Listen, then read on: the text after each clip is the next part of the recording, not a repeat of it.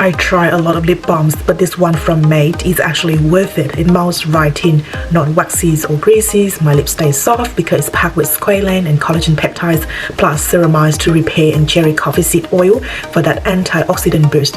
I use it day and night, and honestly, I don't reach for anything else now. I use a thin layer of it in the morning, and I layer it on thick at night. It feels like skincare, not just a balm.